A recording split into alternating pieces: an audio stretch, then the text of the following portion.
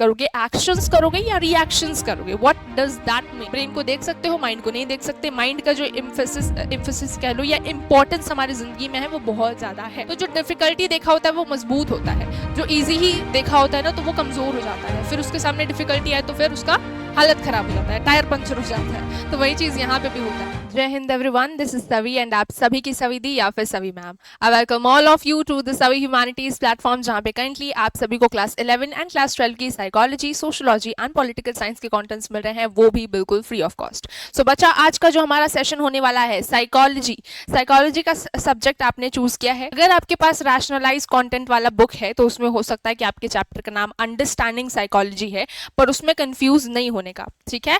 आज का जो सेशन होगा उसमें हम क्या करेंगे, डिटेल में, इजीएस्ट वे में हम इस चैप्टर को करेंगे कंप्लीट, ठीक है, क्योंकि इस चैप्टर में कुछ ऐसे चीजें हैं जो आपको बेसिक्स लेवल पे साइकोलॉजी के बारे में पता होनी चाहिए। तो ये चैप्टर मेनली आप समझ सकते हो कि एक तरीके से इंट्रोडक्टरी चैप्टर है, जहां पे आपको बताया जाएगा कि चैप्टर साइकोलॉजी किस चीज के बारे में है। साइकोलॉजी साइंस है, कॉमन सेंस है, दोनों से डिफरेंट है, क्या चीजें होती हैं साइकोलॉजी के अंदर, किस तरीके से हम चीजों को पढ़ रहे होते हैं, फैक्ट्स के बेसिस पे या साइंस के बेसिस पे, इन सभी का हम निचोड़ निकालेंगे इस चैप्टर के अंदर। सो मूव करते हैं विद अपने क्लास में। हेड मूव करने से पहले मैं आपको बताना चाहूंगी कि टेलीग्राम पे बच्चा आपको क्या करना है, आपको टेलीग्राम पे अगर आपने अभी तक ज्वाइन नहीं किया है तो टेलीग्राम को फटाफट से ज्वाइन कर लीजिए। वहां पे आपको बच्चा क्या मिलेगा, वहां पे आपको मिलेगा नोट्स, वो भी बिल्कुल free of cost. So ensure कीजिए कि आप टेलीग्राम पे हो, this is QR, and Instagram पे भी आप मुझसे कनेक्ट हो जाइए बच्चा, ठीक है। चलिए, सो हम साइकोलॉजी पे, जब आपने साइकोलॉजी का सब्जेक्ट लिया था बच्चे, जब आपने साइकोलॉजी का जो सब्जेक्ट लिया था तो उस समय पे आपने कुछ तो सोचा होगा कि साइकोलॉजी लेने के बाद हम क्या करेंगे, हम लोगों के माइंड को पढ़ेंगे कि वो क्या सोच रहे हैं, ये क्या सोच रही है मेरे बारे में। ऐसा था, ऐसा कुछ सोचा था आपने? तो हम क्या करते हैं ना, जब हम साइकोलॉजी एज अ सब्जेक्ट को ले रहे थे तो उस समय पे हम देखते हैं कि हमारे माइंड में क्या चल रहा है, ह्यूमन का बिहेवियर, यानी कि ह्यूमन इस तरीके से क्यों बिहेव करते हैं, है ना। जो साइकोलॉजी में इंटरेस्टेड होते हैं उनके दिमाग में इस तरीके का प्रश्न आता है, सवाल आता है कि भाई लोगों का दिमाग कैसे काम करता है, लोग सोचते कैसे हैं, एक पर्सन दूसरे पर्सन से अलग कैसे है। जैसे आपने देखा होगा न्यूज, अगर आप थोड़ा बहुत देखते होंगे तो कुछ लोग होते हैं ना जो टेररिस्ट बन जाते हैं क्योंकि बचपन में उनके साथ कुछ बुरा हुआ होता है।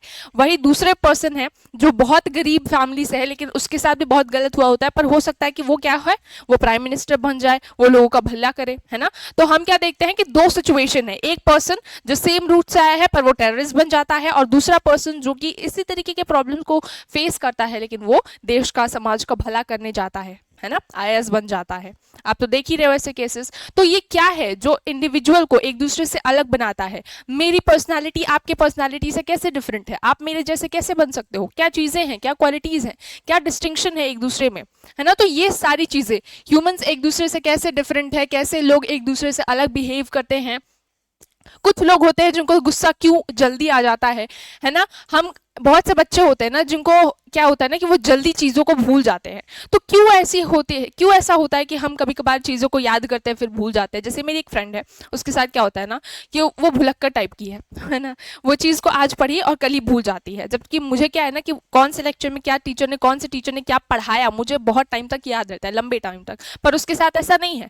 तो ये क्या है, क्यों लोग इतना जल्दी भूल जाते हैं, क्यों कभी कभार इंडिविजुअल्स बहुत ज़्यादा सैड रहते हैं। होता है ना कभी कभार कि हम एवं ही, मतलब छुट्टियाँ चल रही हैं, है ना, बोर्ड एग्जाम वगैरह दे दिया है, लेकिन फिर अचानक से बहुत उदासी मन में रहती है, समझ नहीं आता है क्या करें, करियर के बारे में हम सोचने लग जाते हैं, परेशान हो जाते हैं। तो ये सारी चीज़ें, ऐसा क्यों होता है ना। आपने कभी सोचा है कि कुछ लोग जो हैं वो इतने गिफ्टेड क्यों है? मतलब आपने देखा होगा ना कि जैसे मेरे क्लास में भी एक पर्सन है, तो वो क्रिकेटर था, ठीक है, और क्रिकेटर होने के साथ साथ वो अपने क्लास का टॉपर भी रहा है। तो ऐसा क्या है उसमें जो उसे टॉपर भी बनाता है, और क्रिकेटर भी बहुत बढ़िया है, वो स्टेट लेवल और लेट्स से नेशनल लेवल में जा चुका है। सो ये क्या है, कैसे एक इंडिविजुअल गिफ्टेड होता है, टैलेंटेड होता है, ये क्वालिटीज़ कहाँ से आती है, कैसे हम भी उनके जैसे बन सकते हैं, है ना। तो ये सारी चीज़ें हम पढ़ रहे होते हैं साइकोलॉजी के अंदर, इसी सब्जेक्ट में हम पढ़ रहे होते हैं। हम समझ रहे होते हैं कि ये सारी चीज़ें कैसे इंडिविजुअल्स को अलग बनाती है। हम इंटरनल प्रोसेस भी पढ़ते हैं इसमें, जैसे कि हमारे thoughts, feelings, emotions and memory कैसे शेप हो रही होती है। साथ में हम सोशल यानी कि एक्सटर्नल चीज़ों को पढ़ रहे हैं कि हमारा बिहेवियर, है ना, बिहेवियर कैसा, हम बाहर में कैसे बिहेव कर रहे हैं लोगों के साथ, अपने फैमिली के साथ, अपने सोसाइटी के साथ, ये चीज़ें हो जाती हैं। फिर हम कैसा रिएक्ट कर रहे हैं, हमारे हैबिट्स, ये सारी चीज़ें समझते हैं, और हो सकता है कि अगर मान लो कि मुझे गुस्से की प्रॉब्लम है ना, मैं अपने इमोशंस को अगर कंट्रोल नहीं कर पाती हूँ, तो मैं साइकोलॉजी की मदद से सीखूंगी, समझूंगी कि ऐसा क्यों होता है, मैं कैसे इसे इंप्रूव कर सकती हूँ। तो ये चीजें भी होती है साइकोलॉजी के अंदर, ठीक है। तो ये बात है जो आपको आपके दिमाग में कहीं ना कहीं घूम रही होगी, तो मैंने थोड़ा सा ऑर्गेनाइज कर दिया। अब हम समझते हैं कि आखिर ये साइकोलॉजी वाला जो सब्जेक्ट है, अगेन ये डिसिप्लिन है, तो ये किस चीज के बारे में है। उससे पहले मैं आप सभी को बताना चाहूंगी कि बच्चा, आपको मैंने ऑलरेडी सोशियोलॉजी का चैप्टर नंबर 1 पढ़ा रखा है, तो जिन्होंने भी सोशियोलॉजी लिया है तो आपको इंश्योर करना है कि आप उस लेक्चर को देख रहे हो, सोशियोलॉजी का chapter number 1, sociology and society का 1 शॉट, ठीक है। चलो अब आगे मूव करें। जब हम साइकोलॉजी के वर्ड के बारे में बात करते हैं कि ये जो साइकोलॉजी का शब्द है ये कहाँ से आया है, तो ये ग्रीक ओरिजिन वाला, मतलब ग्रीक से ये वर्ड को डराइव किया गया है, ठीक है, ग्रीक से। So there are 2 terms, psyche and logos, जिससे मिला के साइके एंड लोगस, इन दोनों से मिला के हमारा साइकोलॉजी बना हुआ है। साइके का मतलब होता है सोल या माइंड, एंड लोगस का मतलब होता है कि किसी चीज की स्टडी करना या साइंस।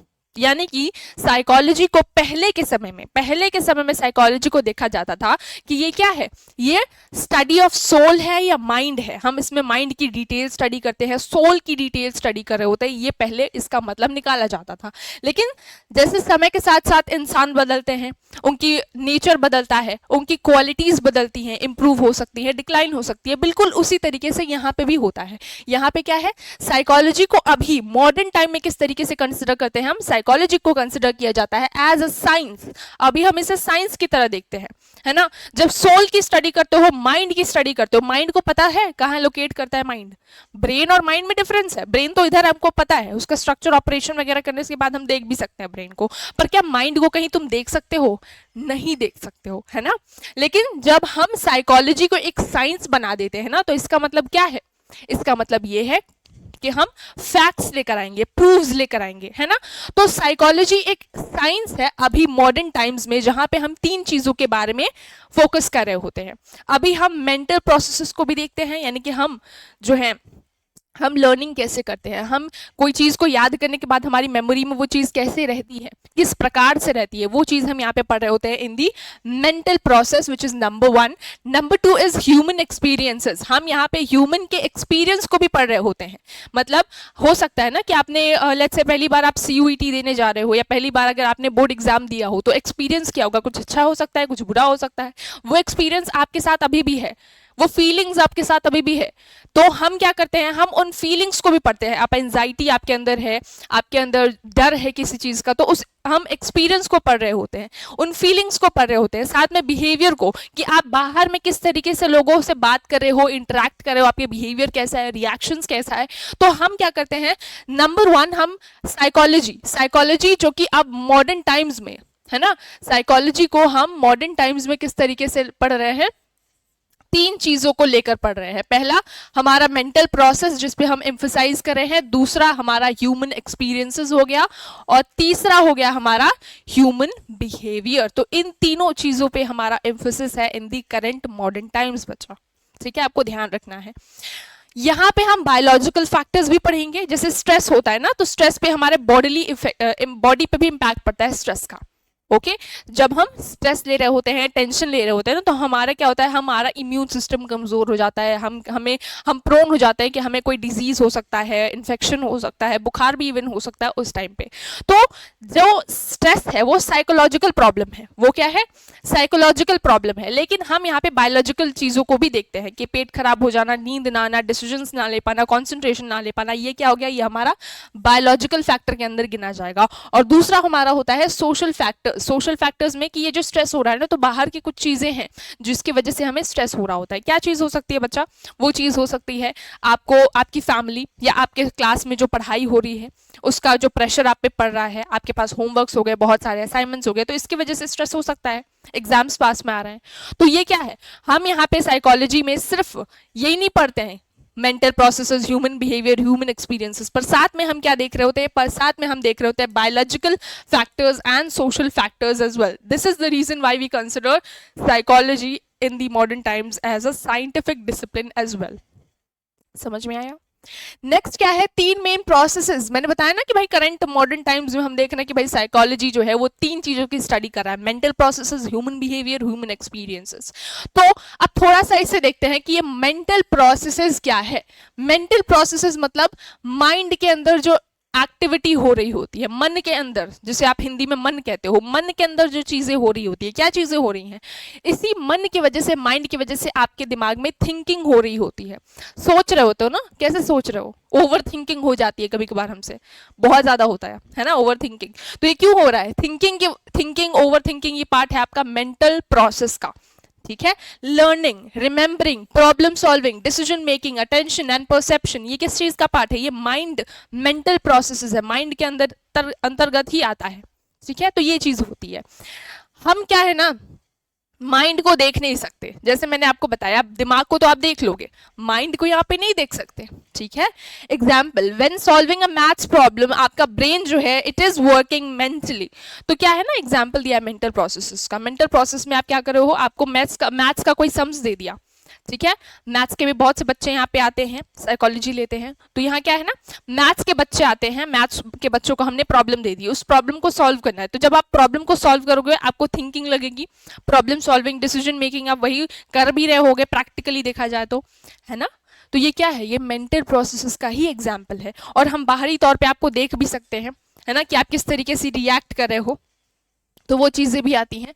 फर्स्ट हो गया मेंटल प्रोसेस, मेंटल प्रोसेस समझ में आ गया, थिंकिंग जो आपका परसेप्शन होता है, आपका डिसीजन मेकिंग, प्रॉब्लम सॉल्विंग, वो सारे मेंटल प्रोसेसेस, रिमेंबरिंग, है ना, लर्निंग, ये सारे आपके मेंटल प्रोसेस के अंदर आते हैं। नेक्स्ट है आपका एक्सपीरियंस। एक्सपीरियंस क्या है, एक्सपीरियंस मतलब कि आप क्या अंदर में, it is something which is internal, आप अंदर में क्या सोच फील कर रहे हो, है ना, क्या फील कर रहे हो, वो आपके किस में आता है, वो आपके एक्सपीरियंस में आता है, जिसमें हो सकता है you can feel happy, you can feel sad, fear, pain, love, stress, confidence, ये सारे आपके फीलिंग्स होते हैं, ह्यूमन फीलिंग्स होते हैं।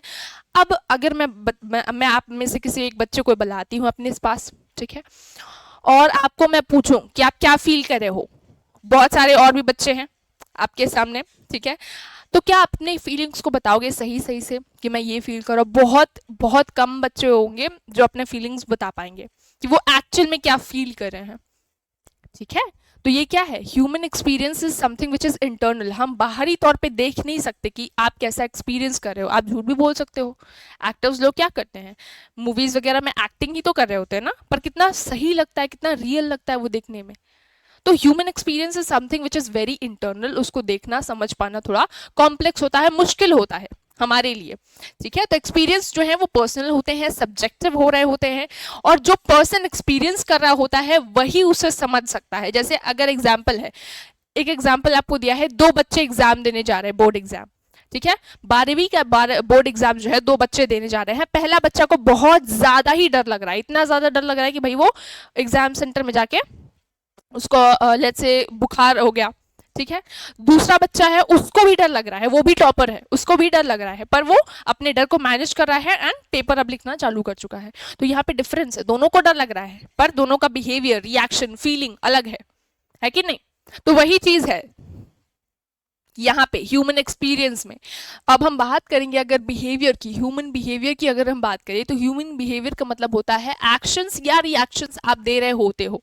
ठीक है, कुछ होता है, आप क्या करोगे, एक्शंस करोगे या रिएक्शंस करोगे। What does that mean, it means that अगर आपके साथ कुछ होता है तो आप कैसे बिहेव करोगे। जैसे अगर आपके फेवरेट चॉकलेट मैंने आपसे छीन लिया, या आपके भाई बहन ने छीन लिया, तो आपको गुस्सा आएगा कि नहीं आएगा, आएगा ना। तो ये क्या हो गया, ये हो गया आपका रिएक्शन, गुस्सा करना आपका रिएक्शन हो गया, है ना, जो बाहरी तौर पे देखा जा सकता है, जज किया जा सकता है। Crying, laughing, speaking, running, studying, fighting, helping, ये सारे क्या हैं, ये आपके रिएक्शंस होते हैं टुवर्ड्स एक्सटर्नल इन्वायरमेंट। बिहेवियर्स 2 प्रकार के होते हैं, ये ध्यान रखना है आपके शॉर्ट क्वेश्चंस या एमसीक्यूज वगैरह के लिए। ठीक है, तो एक होता है आपका ओवर्ट बिहेवियर। ओवर्ट बिहेवियर मतलब वो बिहेवियर जो क्या है, जिससे हम क्या कर सकते हैं, दे आर विजिबल, है ना, आपको आपका ऐसा बिहेवियर जो बाहरी तौर पे देखा जाए। जैसे आपकी बहन ने क्या किया, आपसे चॉकलेट छीन लिया, तो अब आप क्या करोगे, गुस्सा हो जाओगे, फिर झगड़ा होगा, तो ये चीज क्या है, ये आपका ऐसा रिएक्शन है जो हम देख सकते हैं, इसे हम कहेंगे कौन सा बिहेवियर, ओवर्ट बिहेवियर। ठीक है, ऐसा बिहेवियर जिसे हम नहीं देख सकते उसे हम कहते हैं कोवर्ट बिहेवियर, यानी कि कोवर्ट मतलब कैन नॉट बी सीन, ऐसे करके लिंक कर सकते हो। ठीक है, एग्जाम्पल क्या है, थिंकिंग, प्लानिंग, इमेजिनिंग। हो सकता है अगर कुछ इंट्रोवर्ट ऐसे ही होते हैं। ठीक है, इंट्रोवर्ट क्या हो गया कि हो सकता है आप क्लास में बातें कर रहे थे अपने फ्रेंड्स के साथ, टीचर का मूड खराब था, टीचर ने आपको देखा और डांट दिया। अब इंट्रोवर्ट बच्चे क्या करेंगे, चुपचाप बैठ जाएंगे, उनका एक्सप्रेशन समझ में नहीं आएगा, उनके इमोशन समझ में नहीं आएंगे, वो कुछ खास रिएक्ट नहीं करेंगे, नॉर्मल ही एक्ट करेंगे। अब ऐसा तो नहीं है कि डांट पड़ी तो उसको कोई फर्क ही नहीं पड़ा, वो अलग केस हो जाएगा, पर फर्क पड़ा लेकिन दिखा नहीं, है ना, दिखा नहीं। तो ये क्या हो गया, ये एग्जाम्पल हो गया आपके कोवर्ट बिहेवियर का। समझ में आया, ये एग्जाम्पल हुआ आपके कोवर्ट बिहेवियर का। तो साइकोलॉजी जो है, how in modern times it is studying or focusing on human experiences, human behavior and mental processes। ये क्लियर हो गया, समझ में आ गया। अब हम पढ़ते हैं कि किस तरीके से साइकोलॉजी जो है वो एक डिसिप्लिन है। साइकोलॉजी एक ऐसा डिसिप्लिन है इन द सेंस किसी एक चीज पे फोकस करता है। किस चीज पे फोकस करता है, हमारा फोकस यहाँ पे यही रहता है कि हम क्या करें, बिहेवियर पे फोकस करें, मेंटल प्रोसेसेस, एक्सपीरियंस के थ्रू। इन तीनों पे हमारा ध्यान रहता है, इन तीनों पे हमारा ध्यान रहता है। क्यों? Because it explains the systematic and scientific way. क्योंकि इस चीज पहले हम सोल की, माइंड की स्टडी करने की कोशिश करते हैं, पर सोल और माइंड की स्टडी में हम कुछ चीजें नहीं समझ पाते हैं। जैसे इंट्रोस्पेक्शन का एक प्रोसेस होता है, आप आगे पढ़ोगे तो जो पहले के हमारे साइंस साइकोलॉजी था तो उसमें कुछ चैलेंजेस थे। मॉडर्न टाइम्स में हम जो साइकोलॉजी पे एम्फसाइज कर रहे हैं, ये तीनों चीजें मैंने बात की, mental processes, human experiences, human behaviour, इन तीनों को आप क्या कर सकते हो, देख सकते हो। बिहेवियर में आपका क्या आ जाएगा, बिहेवियर में आपका आ जाएगा ओवर्ट बिहेवियर, उस पर आप देख सकते हो, उसे आप समझ सकते हो। एक्सपीरियंसेस भी कुछ ऐसे जो कि हम देख सके, उस पर हम एम्फसाइज करेंगे। तो मेनली हमारा ध्यान क्या रहता है, ऐसी चीजें जिसे हम देख सके, systematically we can prove it, so we focus on those parameters of the human beings. ठीक है, साइकोलॉजिस्ट क्या करती है, बिहेवियर को ऑब्जर्व करते हैं, एविडेंस कलेक्ट करते हैं, आइडियाज को टेस्ट करते हैं, वेरीफाई करते हैं कंक्लूजन्स। तो यहाँ पे हमारा फोकस क्या रहता है, साइकोलॉजी जो है it is a proper academic discipline. मतलब एकेडमिक डिसिप्लिन क्या, ये एक ऐसा सब्जेक्ट है जहाँ पे हम साइकोलॉजी में क्या कर रहे होते हैं, इंसान के बिहेवियर पर फोकस करते हैं। मॉडर्न टाइम्स में बिहेवियर पे ज़्यादा एम्फसाइज किया जाता है क्योंकि behaviour is something which we can see. ठीक है, तो बिहेवियर के बेसिस पे वी जज, we make conclusions, we study, we compare, analyse. So ये सारी चीज़ें हमारी होती है। तो जो भी चीज़ें आप यहाँ पे पढ़ोगे ना वो रिसर्च पे बेस्ड होती है। बहुत सारे मेथड्स हम यूज़ करते हैं, सर्वे करते हैं हम यहाँ पे क्या करते हैं, सर्वे के साथ साथ हम यहाँ पे केस स्टडीज़ वगैरह भी परफॉर्म कर रहे होते हैं। तो जो भी चीज़ें हम यहाँ पे पढ़ेंगे, प्रूफ के साथ पढ़ेंगे, तथ्य के साथ पढ़ेंगे, और प्रूव्ड जो हमारे प्रूफ के साथ पढ़ेंगे, तथ्यों के साथ पढ़ेंगे, और जो भी चीजें हम यहाँ पे पढ़ते हैं with proper scientific let's say evidence के साथ पढ़ेंगे। ठीक है, तो इसीलिए हम यहाँ पे साइकोलॉजी को एज अ डिसिप्लिन कह रहे हैं। साइकोलॉजी जो है वो नेचुरल साइंस से भी कनेक्टेड है। This subject, this discipline is connected with natural science. Natural science का मतलब क्या होता है, साइंस में आप क्या पढ़ रहे होते हो, साइंस में आप सिस्टमैटिकली डिटेल में पढ़ रहे होते हो, मेनली अबाउट दी फेनोमेनन, आसपास की जो चीजें होती है, फिजिकल जो हमारा एनवायरनमेंट है उसके बारे में हम मेनली पढ़ रहे होते हैं, समझ रहे होते हैं in your natural science. Psychology कैसे एक साइंस है, साइकोलॉजी साइंस ऐसे है बिकॉज हम भी, अब देखो साइंस में क्या होता है ना, साइंस में आप जो भी चीजें पढ़ते हो तो उसका एविडेंस होता है ना, एविडेंस के बेसिस पे आप पढ़ रहे होते हो चीजों को, आप क्या पढ़ रहे होते हो, फैक्ट्स पे ध्यान दे रहे होते हो, सिस्टमैटिक तरीके से चीजों को पढ़ रहे होते हो, है ना। और जो भी चीज़ें पढ़ोगे, जो चीज़ें ऑब्जर्व कर सकते हो उन्हीं पे बातें करोगे, जो चीज़ ऑब्जर्व नहीं कर सकते जैसे फीलिंग्स वगैरह पे बात नहीं करते हो यहाँ पे ज़्यादा, है ना। तो ये चीज़ें होती हैं। साइकोलॉजी में भी क्या है, साइकोलॉजी में भी हम जो चीज़ें बोलेंगे यहाँ पे हमारे एक्सपेरिमेंट्स यहाँ पे लगे होते हैं, हम ऑब्जर्वेशन के बेसिस पे बात करेंगे, हम क्या करेंगे यहाँ पे डेटा कलेक्शन करेंगे, मेजरमेंट और टेस्टिंग भी करते हैं। ठीक है, हाइपोथेसिस भी बनाते हैं, जैसे जो हमारा साइंस है उसमें हम हाइपोथेसिस के बेसिस पे रिसर्च परफॉर्म करते हैं, सेम उसी तरीके से साइकोलॉजी में भी हाइपोथेसिस के बेसिस पे हम रिसर्च वगैरह करते हैं।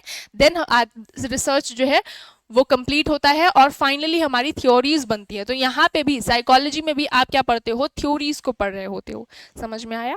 तो ये चीजें होती है। तो it studies brain, nervous system, hormones, genetics, इन सब की पढ़ाई हम यहाँ पे कर रहे होते हैं। और क्या देखते हैं हम कि किस तरीके से स्ट्रेस हमारी बॉडी को इम्पैक्ट करता है, बाहरी तौर पे कैसे हमारे लेट्स से बिहेवियर है, रिएक्शंस है, वो चीजें हम पढ़ते हैं। How memory works in the brain and, यानी कि आपने चीजों को याद किया तो अब क्या है ब्रेन में किस प्रोसेस के थ्रू चीजें सेव हो रही होती है, तो वो चीज यहाँ पे हम यहाँ पे एम्फसाइज कर रहे होते हैं। This makes psychology similar to natural science. तो समझ में आया कि कैसे साइकोलॉजी जो है वो नेचुरल साइंस से सिमिलर है। एग्जाम में सवाल आएगा, लिख लोगे, क्योंकि मुझे लगता है कि बहुत आसान है। याद रखना है कि साइकोलॉजी का जो वर्ड है वो कौन से लेट्स से उसका ओरिजिन क्या है, साइके का मीनिंग क्या है एंड लॉजी का मीन्स क्या है। और एज अ होल पहले के टाइम पे साइकोलॉजी को कंसिडर किया जाता था as a discipline which emphasise on the study of soul और माइंड। ये ध्यान में रखना है, ठीक है। शॉर्ट क्वेश्चंस के लिए once again, psychology social science क्यों है?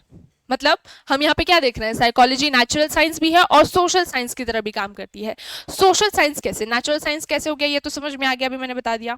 सोशल साइंस की तरह कैसे हम इसे पढ़ेंगे, तो यहाँ पे देखो सोशल साइंस मतलब क्या, जो भी एसएसटी में पढ़ा है तुमने, तो इसमें मेनली क्या देखते हो, सोशल स्ट्रक्चर की बात हो रही होती है, फैमिली की बात होगी, इंस्टीट्यूशंस यानी कि इकोनॉमी की बात हम करते हैं, हिस्ट्री की बात करते हैं, कल्चर की बात कर रहे होते हैं, है ना। अब देखो ह्यूमंस, जब जैसे मैंने बताया भी था सोशियोलॉजी का अगर आपने लेक्चर अटेंड किया हो, होता क्या है ना, हमारा जब बर्थ होता है तो हमारी आइडेंटिटी हमें अपनी सोसाइटी से मिलती है। हमारा जो पर्सनालिटी है वो सोसाइटी की वजह से ही इन्फ्लुएंस होता है, इम्पैक्ट होता है, बन रहा होता है, शेप हो रहा होता है। तो ये सारी चीजें होती है जिसकी वजह से हमारा जो फैमिली है, या यूं कहो हमारे जो सोशल स्ट्रक्चर्स हैं, हमारे जो सोशल स्ट्रक्चर्स हैं, है ना, वो यहाँ पे इंपॉर्टेंट हो जाते हैं कंसिडर करने के लिए, ठीक है। तो यहाँ क्या बोलते हैं हम कि ह्यूमंस जो हैं वो हमेशा सोसाइटी में रह रहे होते हैं, ओके, और हमारा बिहेवियर हमारे सोसाइटी से इम्पैक्ट हो रहा होता है, इफेक्ट हो रहा होता है और शेप भी हो रहा होता है। That is the reason why we consider family, culture, religion, community, है ना, और साथ में जो भी हमारे इकोनॉमिक कंडीशंस है, जो भी फिजिकल कंडीशंस में हम रह रहे होते हैं, उसकी वजह से हमारी पर्सनैलिटी शेप हो रही होती है, ठीक है। तो आपका टेस्ट आपके फ्रेंड के टेस्ट से अलग हो सकता है उसको लेट्स से ऑनियन गार्लिक पसंद नहीं है और आपको ऑनियन गार्लिक भी पसंद हो, आप नॉनवेज भी हो सकते हो। तो ये डिस्टिंक्शन होता है ना फ्रेंड्स के बीच में, तो ये क्यों है, बिकॉज उनकी फैमिली अलग है, उनके कस्टम्स अलग है, उस जो पर्सन है, जो बच्चा है, आपका जो दोस्त हो सकता है, उसके जो परसेप्शन है, थिंकिंग है, वो अपनी अलग है।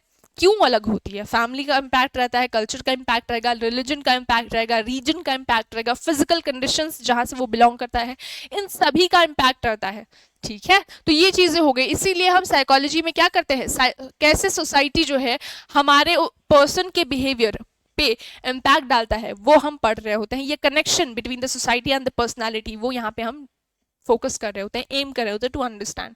सो व्हाई, हम क्या देख रहे हैं, आपके बुक में एक एग्जाम्पल दिया हुआ है दो बच्चों का, ठीक है, दो बच्चों का एग्जाम्पल दिया हुआ है। वो क्या है, ये दोनों बच्चे जो है ये डिफरेंट फैमिली से आते हैं, एक ही जगह पे रह रहे हैं, एक ही लोकेलिटी में रह रहे हैं, ठीक है, एक ही लोकेलिटी है इनका, ये हम ऑब्जर्व कर रहे हैं कि इनका एक ही लोकेलिटी है, लेकिन फिर भी, और ये दो अलग बच्चे हैं, ठीक है, ये दो अलग बच्चे हैं। और प्रॉब्लम क्या देख रहे हैं हम, प्रॉब्लम ये देख रहे हैं, प्रॉब्लम भी ना कहो, हम डिफरेंस क्या देख रहे हैं कि इन दोनों का जो बैकग्राउंड है it is different and that background is affecting their personality as well. अब आपका बेसिक एग्जांपल ले लो जिससे आप कनेक्ट भी कर सकते हो।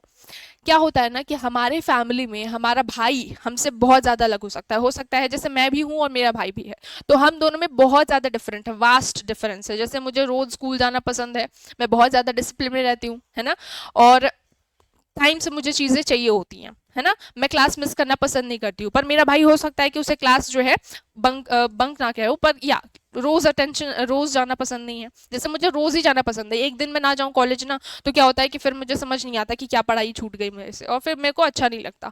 लेकिन मेरा भाई डिफरेंट हो सकता है उसको घर में ही रह के पढ़ना पसंद हो, ऑनलाइन क्लासेस बैचेस से पढ़ना पसंद हो, तो हो सकता है ना डिस्टिंक्शन। आपका भाई आपकी बहन, आप देखो खुद ही प्रैक्टिकल वर्ल्ड में कि आप एक ही फैमिली से हो, एक ही कल्चर से हो, एक ही लोकेलिटी से हो, लेकिन किस तरीके से पर्सनालिटी में डिस्टिंक्शन आ रहा है, होता है ना।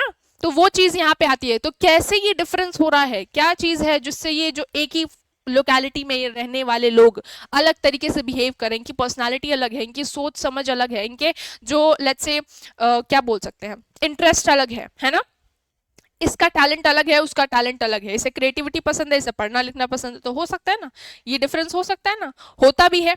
तो क्यों होता है? साइकोलॉजी यही पढ़ने की कोशिश करता है, समझने की कोशिश कर रहा है कि किस तरीके से सोशल स्ट्रक्चर, सोशल इंस्टीट्यूशंस का प्रभाव हमारे ह्यूमन बिहेवियर पे पड़ रहा है, ये हम यहाँ पे ध्यान दे रहे होते हैं. That is the reason why we consider our psychology to be a social science as well. तो ये नेचुरल साइंस भी है, ये सोशल साइंस भी है. ठीक है, तो ये आपको क्लियर होना चाहिए, कॉन्सेप्ट आपका क्लियर होना चाहिए. ठीक है, आप भी एग्जाम्पल लिखोगे इसी बात का कि कैसे हमारा साइकोलॉजी सोशल साइंस से बहुत ज्यादा सिमिलर है. आप एग्जाम्पल अपना कमेंट सेक्शन में लिखोगे. This is one of your homework. I want everyone to be attentive and do the homeworks as well in the comment section. चलो अब हम समझते हैं थोड़ा सा माइंड और बिहेवियर के बारे में कि कैसे माइंड और बिहेवियर में सिमिलैरिटी या डिस्टिंक्शंस होता होगा. सबसे पहले ये समझो कि माइंड और ब्रेन जो है they are related but they are exactly not the same. Okay, brain को आप देख सकते हो, माइंड को आप नहीं देख सकते हो. ब्रेन जो है, एक केस भी आपका बुक में लिखा हुआ है, तो उस केस में हम देखते क्या है कि वहां पे एक पेशेंट होता है, उसका एक्सीडेंट हो जाता है, तो ब्रेन का कुछ पार्ट्स जो है वो डैमेज हो जाता है. ब्रेन का कुछ पार्ट्स डैमेज हो जाता है, लेकिन वो जब घर आता है ना तो वो बोलता है कि ये मेरे पेरेंट्स नहीं है. ठीक है, वो मेरे पेरेंट्स नहीं है. क्यों बोलता है? हमने बाद में देखा ना, चेक वगैरह किया गया, इन्वेस्टिगेशंस फाइल केस हुआ. ठीक है, तो वो केस में हमें पता चला, इन्वेस्टिगेशन में हमें पता चला कि ये जो पेशेंट है वो सही बोल रहा है, इसके पेरेंट्स नहीं थे, डुप्लीकेट्स थे. ठीक है, तो ब्रेन का स्ट्रक्चर यहाँ पे डैमेज हो गया, लेकिन यहाँ पे क्या देखने को मिला? उसका माइंड काम कर रहा था. तो even if brain is not working, mind still works. ठीक है, तो ये डिस्टिंक्शन हो गया हमारे ब्रेन और माइंड के बीच में. ब्रेन को देख सकते हो, माइंड को नहीं देख सकते. माइंड का जो एम्फेसिस कह लो या इंपॉर्टेंस हमारी जिंदगी में है वो बहुत ज्यादा है. ब्रेन अगर डैमेज भी है फिर भी माइंड काम कर रहा होता है, ये भी हमने यहाँ पे देखा. तो ब्रेन क्या है? एक फिजिकल ऑर्गन है जो हमारे बॉडी के अंदर काम कर रहा होता है. माइंड जो है, मेन काम इसी का है कि हमारा थॉट्स, इमोशन, इमेजिनेशन, अवेयरनेस ये हैंडल कर रहा होता है. समझ में आया? तो ब्रेन हमारे माइंड को सपोर्ट करने का काम जरूर करता है, पर हमारा माइंड का मेन काम होता है. माइंड को हम डायरेक्टली देख नहीं सकते. साइकोलॉजिस्ट जो है इन दोनों को ही समझने की कोशिश कर रहे हैं. इन दोनों को ही, माइंड जो है, माइंड को ही मेनली हम यहाँ पे समझने की कोशिश कर रहे होते हैं. अभी पहले के टाइम पे तो हम कोशिश कर रहे थे कि ह्यूमन एक्सपीरियंस के थ्रू हम इंट्रोस्पेक्शन करते थे. ये बात बहुत इंपॉर्टेंट है, इंट्रोस्पेक्शन हम कर रहे थे. इंट्रोस्पेक्शन वर्ड ध्यान रखना है आपको. इंट्रोस्पेक्शन का मतलब क्या होता है?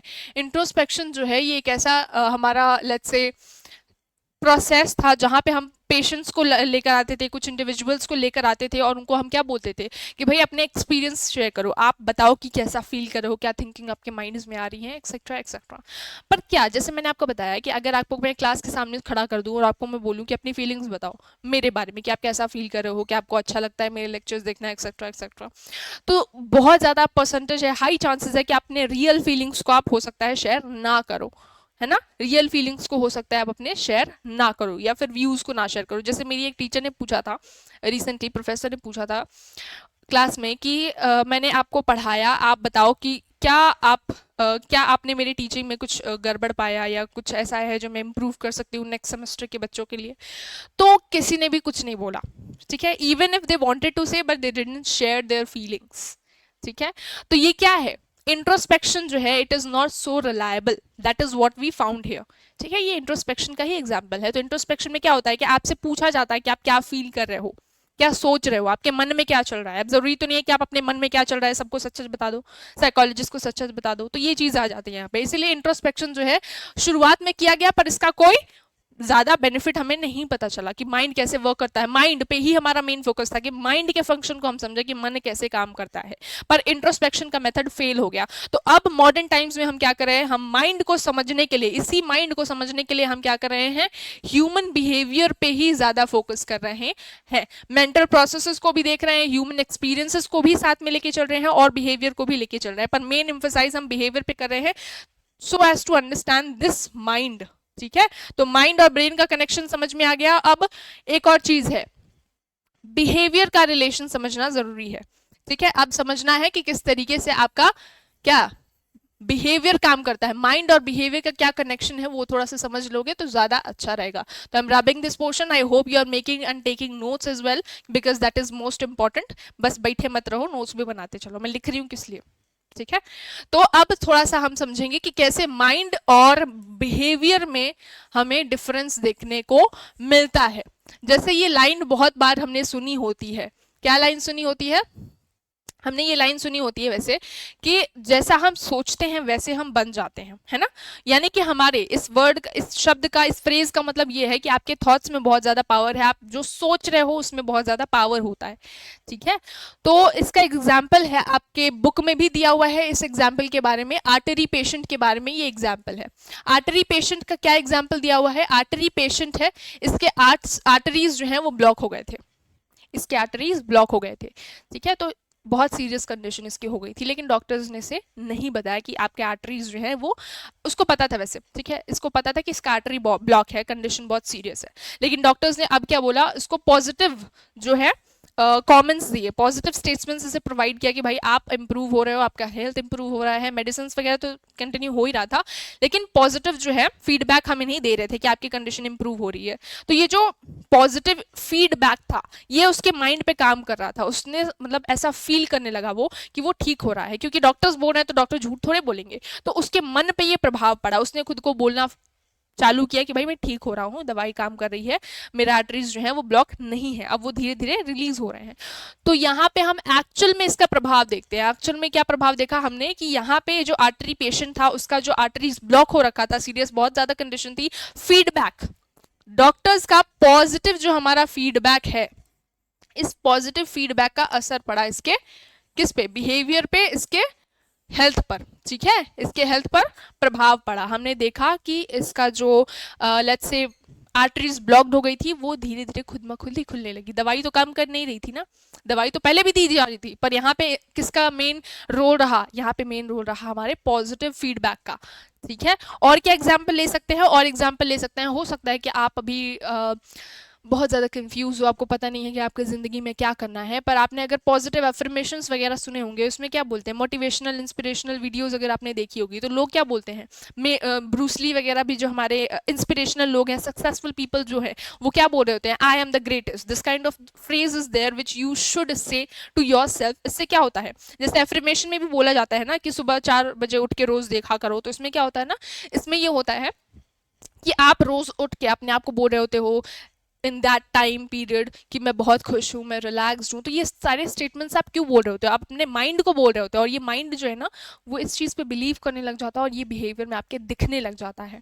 अगर आप सोचोगे कि मैं टॉपर हूँ, मैं अच्छा कर सकता हूँ, मैं ज़िंदगी में सक्सेसफुल बन सकता हूँ, अगर ऐसे मेंटालिटी, ऐसे थॉट्स आप अपने दिमाग में रखोगे ना, तो आपके बिहेवियर में ये चीज़ दिखने लग जाती है, अपने आप दिखने लग जाती है, कॉन्फिडेंट हो जाओगे धीरे धीरे, तुम देखोगे तुम्हारी हेल्थ जो है वो और ज्यादा बेटर हो जाएगी, तुम देखोगे कि तुम्हारी जिंदगी जो है अगर आप रोज बोलोगे खुद से कि भाई मेरी जिंदगी जो है वो बहुत खुश में, मैं खुश हूँ, ठीक है, मैं हेल्दी हूँ, मैं कर सकता हूँ, आई एम हैविंग कॉन्फिडेंस, अगर ये रोज अपने आप को बोलो, बिलीव करो इन स्टेटमेंट्स पे, तो माइंड जो है वो एक्सेप्ट करेगा, और ये आपके बिहेवियर में, आपके रिएक्शंस में, आपके क्लास में अगर प्रेजेंटेशंस है तो उसमें भी ये चीजें आपका इम्पैक्ट डालेगी, ये होता है यहाँ पे, ठीक है। तो माइंड और बिहेवियर का बहुत सीरियस कनेक्शन होता है।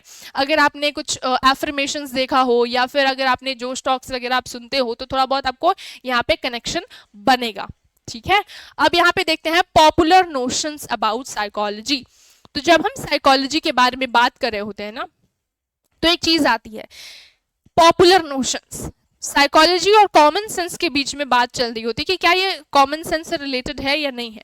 तो कॉमन सेंस की अगर मैं बात करूं ना बच्चा, तो कॉमन सेंस में क्या होता है ना कि आपको इंडिविजुअलिस्टिक एक्सप्लेनेशन दी जाती है, मतलब आपके अंडरस्टैंडिंग के बेसिस पे आप कुछ स्टेटमेंट्स बोल रहे होते हो, आपके हिसाब से ऐसा हो सकता है स्टेटमेंट 1 इज राइट, दूसरे पर्सन के हिसाब से स्टेटमेंट 2 इज राइट, तीसरे पर्सन के हिसाब से स्टेटमेंट 3 इज राइट। तो मतलब ये क्या है, कहावत वगैरह होती है, और इसे स्टेटमेंट वाइज मतलब इंडिविजुअल वाइज ये डिफरेंशिएट कर सकती है। तो ये हमारे कॉमन सेंस में होता है।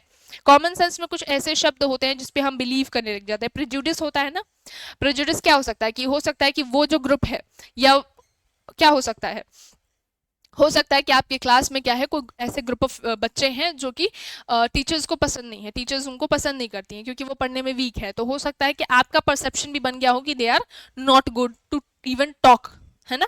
तो ऐसा हो सकता है, परसेप्शन बन सकता है, धारणाएं बनती हैं, कॉमन सेंस इस तरीके से काम कर रहा होता है। कॉमन सेंस में क्या होता है कि आप कोई चीज पे भरोसा करते हो, उसके सर पैर नहीं होते, उसको क्वेश्चन नहीं करोगे, एविडेंस नहीं है, प्रूफ नहीं है, फैक्ट्स नहीं है, आपने बस बना लिया है धारणा, बस बात खत्म। ये कॉमन सेंस के अंदर हो रहा होता है, ठीक है। तो शुरुआत यहां से होती है। बहुत सारे लोग जो हैं दिस थिंक कि psychology is a common sense, but it is not. Psychology में मैंने बताया कि किस तरीके से नेचुरल साइंस है, सोशल साइंस है ना। तो यहाँ पे हम evidence, facts, figures, analysis, comparison, ये सारी चीजें कर रहे होते हैं। तो आपको पता है, ये आंसर्स में लिख भी सकते हो, ठीक है। तो आपको पता है कि किस तरीके से ये जो है एक प्रॉपर एकेडमिक डिसिप्लिन है, जो कि सही तरीके से, सिस्टमैटिक तरीके से स्टडी कर रहा होता है चीजों की। एग्जाम्पल दिया हुआ है पीपल में से, लोग कह सकते हैं कि भाई इजी वर्क इंक्रीजेस कॉन्फिडेंस। जैसे आप अगर बच्चे थे या 9वीं कक्षा आपने पढ़ी है ना, तो क्या होता था ना कि मैथ्स, अगर किसी का मैथ्स कमजोर था, या सोशल साइंस, चलो मैथ्स का एग्जांपल लेते हैं, तो अगर मैथ्स कमजोर था ना, तो जैसे मेरा भी था थोड़ा बहुत, तो हम यहाँ पे क्या करते हैं ना, मैथ्स अगर कमजोर होता है तो हमारा मन में होता है कि भाई इजी सम्स पहले कराते और हार्ड सम्स अगर हम पहले बाद में करते। इजी सम्स जो आता है वो पहले कर लेते हैं, हार्ड सम्स जो है वो नहीं आता है, छोड़ देते हैं उन्हें। ऐसा ही होता है ना, जैसे मैथ्स में प्रोबेबिलिटी वाला चैप्टर हो, है ना, या फिर वो कौन सा था, रियल नंबर्स वाला चैप्टर हो, तो उसे हम पहले उठाते थे, और जो सर्कल्स वगैरह वाले जो चैप्टर्स थे जो डिफिकल्ट लगते थे उनको हम बाद के लिए छोड़ देते थे, और वो बाद कभी आता ही नहीं था। ऐसा होता है ना, अभी भी प्रैक्टिकली होता है कि हम इजी चैप्टर कर लेते हैं, बाद में हार्ड वाले चैप्टर के लिए छोड़ देते हैं टाइम, और वो टाइम कभी नहीं आता, हमारे एग्जाम जरूर आ जाता है। तो ये चीज है यहाँ पे। कॉमन सेंस आपको बोलेगा कि भाई इजी चीज पहले उठाओ, उससे कॉन्फिडेंस बिल्डअप होगा, और उसके बाद हार्ड चीज को उठाओ, ठीक है। लेकिन ड्वेक जो है, कैरल ड्वेक, ये हमारी फेमस साइकोलॉजिस्ट रही हैं, इनका इमेज यहाँ पे दिया हुआ है। तो कैरल ड्वेक ने क्या किया, एक इसी बात पे एक एक्सपेरिमेंट कर दी। मैथ्स का प्रॉब्लम था, ठीक है, उन्होंने ग्रुप्स वगैरह बनाई, और ये बहुत डिटेल एक्सपेरिमेंट है। इसमें उन्होंने क्या किया, 2 ग्रुप्स को बनाया, एक ग्रुप्स को आसान सवाल कराया, दूसरे ग्रुप को हार्ड क्वेश्चन कराया, और एक फाइनल में टेस्ट लिया। उस टेस्ट में हम क्या देखते हैं कि जो हार्ड सवाल बच्चों ने किया था ना, उन्होंने बहुत अच्छा परफॉर्मेंस किया। जो ईजी सवाल उन्होंने प्रैक्टिस किया था, तो ईजी सवाल वाले जो हैं वो थोड़ा भी हार्ड क्वेश्चन देखते थे तो वो नहीं कर पाते थे, ठीक है। क्योंकि जब इंसान को हम ज्यादा कंफर्ट में रख देते हैं तो वो कमजोर हो जाता है, ठीक है, और थोड़ा सा भी मुश्किल देख लेता है ना, तो फिर उसको क्या होता है, डिप्रेशन हो जाता है। और अगर कोई दूसरा इंसान है जिसने शुरू से ही मुश्किलें देखी हैं, तो थोड़ा बहुत आसान चीज, मतलब थोड़ा बहुत आसान देख लिया, कोई दिक्कत नहीं है, खुशी भी आ गई, अच्छा है। थोड़ा और डिफिकल्ट चीज भी आ जाता है, उस डिफिकल्ट जिंदगी जिए हुए पर्सन के पास थोड़ी बहुत डिफिकल्टी ऊपर नीचे आ जाती है ना, तो उसके लिए डिफिकल्ट नहीं होता, वो डिप्रेशन में नहीं जाएगा, उसको पता है, उसने बचपन से ये चीजें देखी हैं, है ना, यहाँ पे चीजें। तो जो डिफिकल्टी देखा होता है वो मजबूत होता है, जो इजी ही देखा होता है ना तो वो कमजोर हो जाता है, फिर उसके सामने डिफिकल्टी आए तो फिर उसका हालत खराब हो जाता है, टायर पंचर हो जाता है। तो वही चीज यहाँ पे भी होता है। क्या होता है, हम देखते हैं कि भाई कैरल ड्वेक ने बताया, उनके एक्सपेरिमेंट ने यही प्रूव किया कि समटाइम्स डिफिकल्ट वर्क्स जो है हेल्प करता है पीपल को to learn better and become stronger. तो ये चीज हमने ऑब्जर्व किया कैरल बेक के एक्सपेरिमेंट। ये तो मैथ्स का एक्सपेरिमेंट था, मैंने आपके अंडरस्टैंडिंग के लिए एग्जांपल बताया। मुझे लगता है यहाँ पे आपका चीज जो है, आपका जो कॉन्सेप्ट बेसिकली जो है वो क्लियर हो गया होगा। सो साइकोलॉजी जो है it is based on research, experiment, evidence, not just common sense believe. समझ में आया यहाँ तक, क्लियर है। नेक्स्ट हम बात करते हैं एवोल्यूशन ऑफ साइकोलॉजी की, कि किस तरीके से हमारा जो साइकोलॉजी है इसका एवोल्यूशन हुआ। यहाँ पे आपको समझ में, यहाँ तक आपको समझ में आ गया होगा कि साइकोलॉजी क्या है, कौन सा सब्जेक्ट है, कौन सा डिसिप्लिन है, एकेडमिक डिसिप्लिन है या नहीं, नेचुरल साइंस है कि नहीं, फिर सोशल साइंस किस तरीके से है, और कैसे ये डिफरेंट है हमारे कॉमन सेंस एक्सप्लेनेशन से। Also we understood that how mind and brain are different, and the next thing which we did was understanding the connection between the mind and the behavior. समझ में आया, concepts clear हैं। Common section में अभी रुक के बताओ कि चीजें क्लियर है, कॉन्सेप्ट क्लियर है, ठीक है। अब नेक्स्ट जो हमारा टॉपिक होने वाला है, किस तरीके से हमारा जो इवोल्यूशन है, यानी कि ये जो सब्जेक्ट है, ये जो डिसिप्लिन है, कहाँ से पिक्चर में आना शुरू हुआ, कहाँ से हमारा डिसिप्लिन साइकोलॉजी का आया, वेस्टर्न कंट्री से आया, इंडिया में था, एशिया में था, अफ्रीका में था, कहाँ था, वो देखते हैं थोड़ा सा। तो ये जो साइकोलॉजी है ये डेवलप्ड हुआ है समय के साथ साथ, बताया मैंने आपको, पहले की डेफिनेशन क्या थी, माइंड और बिहेव, माइंड और ब्रेन, सोल पे फोकस करना था ना, माइंड और सोल पे फोकस करना था, ये था हमारा। अभी के टाइम पे भी माइंड पे ही फोकस है, लेकिन अलग तरीके से अप्रोच चेंज हुआ है, कुछ चेंजेस आए हैं। तो साइकोलॉजी जो है शुरू से इसमें ग्रेजुअल टाइम, समय के साथ साथ इसमें भी बहुत सारे बदलाव आते गए हैं। और क्या बदलाव आए हैं, यहाँ पे आप पढ़ोगे मेनली ये चीज जिसे हम कहते हैं स्कूल ऑफ थॉट्स। ठीक है, स्कूल ऑफ थॉट्स के बारे में आप यहाँ पे पढ़ोगे। ठीक है, तो ये आपको यहाँ पे ध्यान देना है। स्कूल ऑफ थॉट्स क्या है, ये आपके कितने नंबर में आते हैं, 6 नंबर में आ जाते हैं डायरेक्टली एग्जाम के लिए। यूनिट टेस्ट हो चाहे वो हाफ ईयरली हो, पूछा जाता है यहाँ से सवाल। तो थोड़ा सा ध्यान से और ज्यादा आसान लैंग्वेज में समझेंगे। ठीक है, जब हम फर्स्ट स्टार्ट करेंगे अपने स्ट्रक्चरलिज्म से। स्ट्रक्चरलिज्म का जो कॉन्सेप्ट है ये दिया है विलहेल्म वुंट ने, यानी कि हमारे जो फादर ऑफ साइकोलॉजी हैं ये हम कहते हैं विलहेल्म वुंट को। Wilhelm Wundt is considered to be the father of psychology.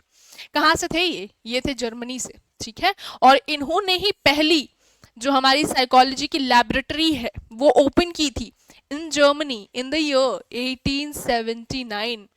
1879, ये शॉर्ट क्वेश्चंस के लिए बहुत इंपॉर्टेंट है, स्टार मार्क लगा लो।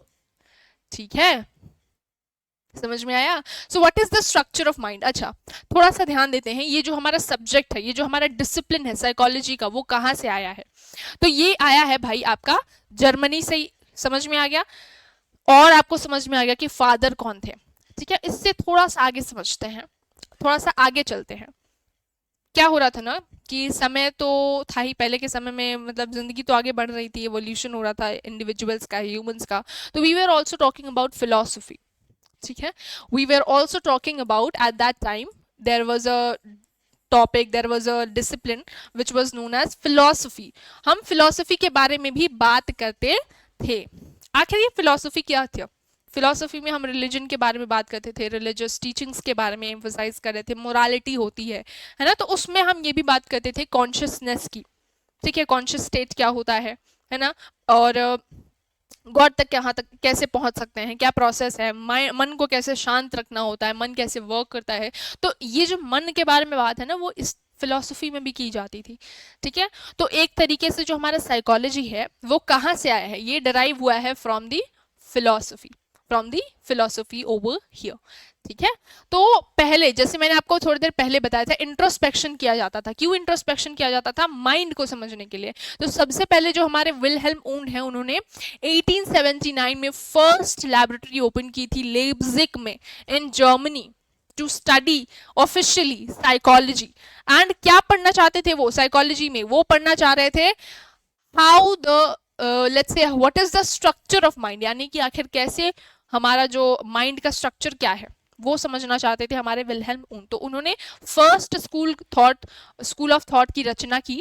ठीक है, दैट वॉज योर स्ट्रक्चरलिज्म, जहां पे हम फोकस करते हैं स्ट्रक्चर ऑफ माइंड पे। उन्होंने इंट्रोस्पेक्शन करने की कोशिश की। इंट्रोस्पेक्शन में वही चीज है कि लोगों को बोला गया कि अपने थॉट्स और फीलिंग्स को आप डिस्क्राइब कीजिए, लेकिन ये फेल हो जाता है क्योंकि ये क्या है, something which is subjective, person to person के एक्सपीरियंस पे बेसिस होता है, बेस्ड होता है, और it is something which is very subjective, और इस पे हम रिलाई नहीं कर सकते। ये चीजें आती हैं जिसकी वजह से हम इस थॉट है, स्ट्रक्चरलिज्म का जो स्कूल ऑफ थॉट है, इसको क्रिटिसाइज करते हैं। और दूसरा हमारा थॉट आता है, दूसरा स्कूल ऑफ थॉट का नाम था हमारा क्या, फंक्शनलिज्म। किसने दिया था फंक्शनलिज्म, विलियम जेम्स। नाम याद रखना है किसने कौन सा स्कूल ऑफ थॉट दिया था, ये भी शॉर्ट क्वेश्चन के लिए 6 मार्क्स के लिए भी इंपॉर्टेंट है। तो आपको क्या बोलना है, ध्यान में रखना है, पहले आया स्ट्रक्चरलिज्म, हमारे विलहेल्म वुंट ने इंट्रोड्यूस किया। उन्होंने स्ट्रक्चर ऑफ माइंड पे फोकस किया कि किस तरीके से माइंड का स्ट्रक्चर बना है, इंट्रोस्पेक्शन की बात उन्होंने सबसे पहले रखी।